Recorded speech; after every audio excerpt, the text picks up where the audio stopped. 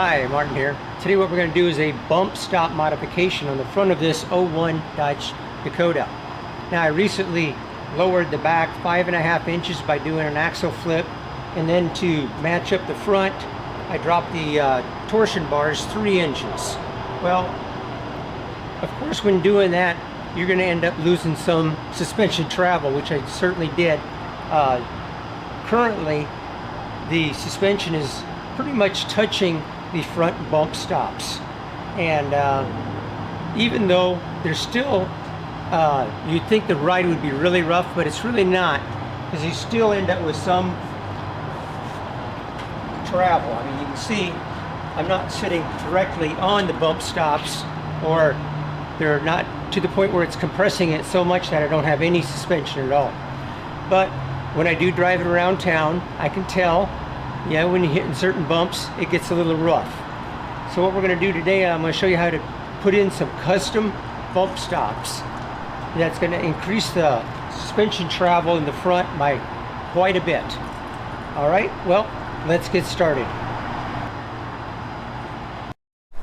Now with the front tire removed, right here's our bump stop.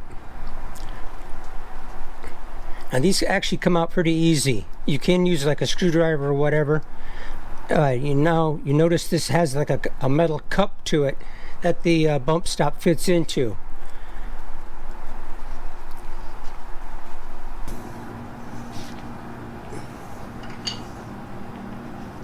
There. See? Pulled it out of there by hand. Now what we're going to replace it with is this Belltech bump stop. Now this is not going to be a direct bolt on, because you saw that these fit in there in that cup. This design bolts on. So what I'm actually going to do is remove this cup right here.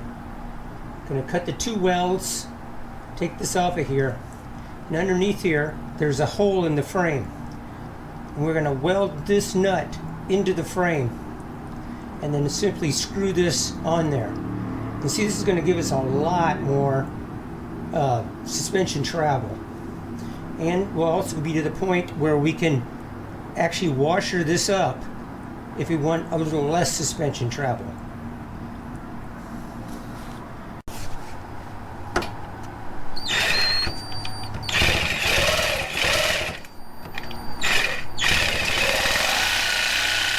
Well, the first thing we got to do is remove these cups, and you can use a combination of, like you see me using here, is a Sawzall, and I also use a angle grinder. Now one thing you want to be careful about is the CV boots, not to cut into those, because then you're going to end up with another repair. So be very careful when cutting around those CV boots there. Now you only need to cut the weld on the one side, and then I'll show you. We use a chisel and hammer to beat the cup down, and you're able to get to the other weld. See right here, I'm using the chisel and hammer, and the cup will slowly come down, and you'll be able to get to the weld on the other side, and you can cut it with either the angle grinder or a Sawzall.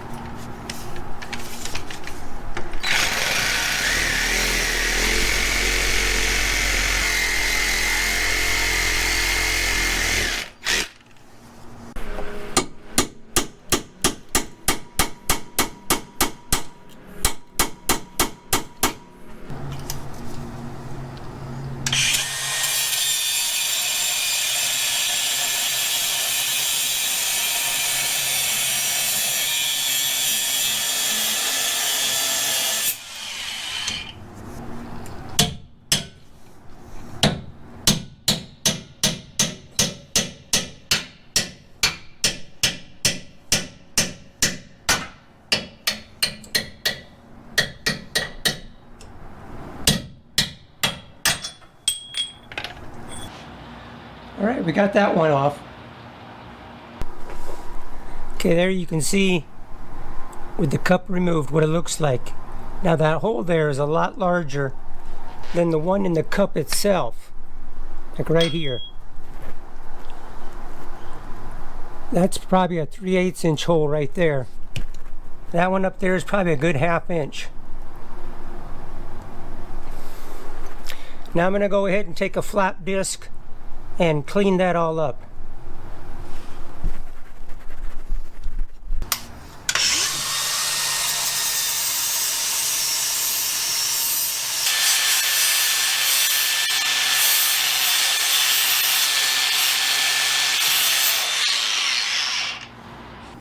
Now with that all cleaned up right there, I've taken the nut off the bump stop just using a bolt here, and you can see we got a nice kind of a snug fit there, which is a good thing.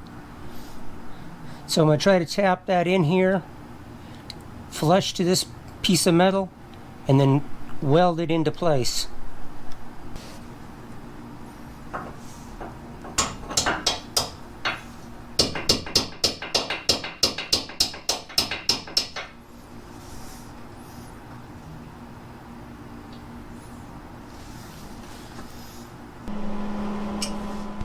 Now I came up with another idea.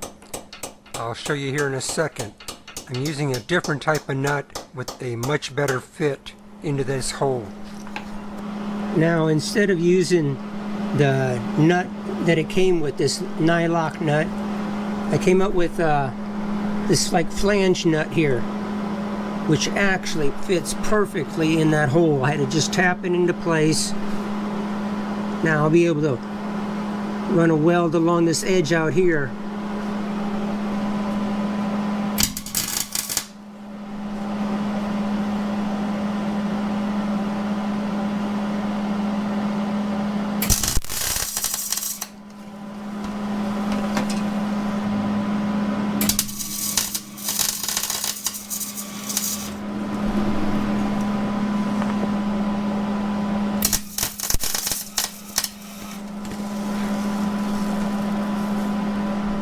Now, I would always install a bolt into that nut.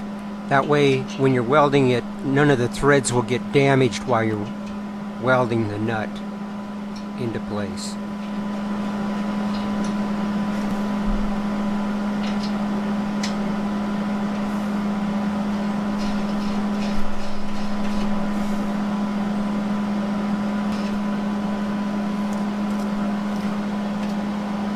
All right.